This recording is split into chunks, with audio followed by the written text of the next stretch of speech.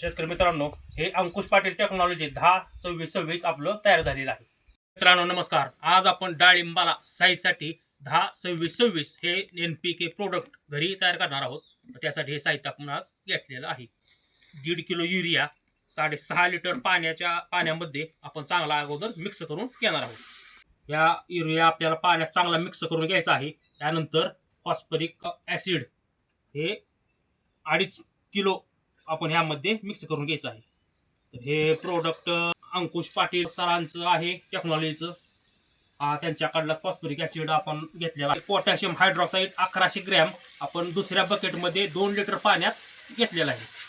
हे पोटॅशियम हायड्रॉक्साईडचे द्रावण आपण हे युरिया आणि फॉस्फरिकच्या द्रावणामध्ये मिसळायचे आहे. असं उलटं करायचं नाही आपल्याला शेतकरी मित्रांनो. आणि हे हळूवारपणे वाचायचं आहे आणि चांगल्या प्रकारे हलवायचं आहे.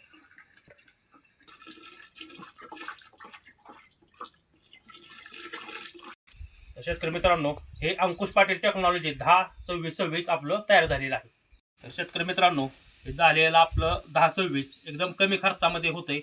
कारण घरगुती आपण कच्चा मटेरियल आणून तयार केलेला असल्यामुळं एकदम 50 ते 60% खर्चात बचत होऊन आणि बिगर भेसळमुक्त प्रोडक्ट आपलं हे तयार होणार आहे.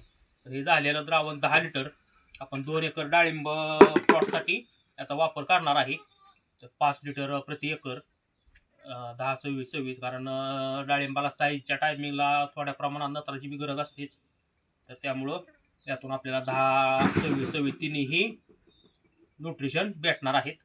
अशा पद्धतीने आपण आज 2 एकर प्लॉटसाठी तयार केलेला आहे. तर यासाठी साधारणतः 1000 ते 1100 रुपये खर्च येतो.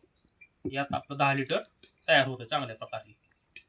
तर व्हिडिओ आवडला असेल तर लाईक करा, सबस्क्राईब करा.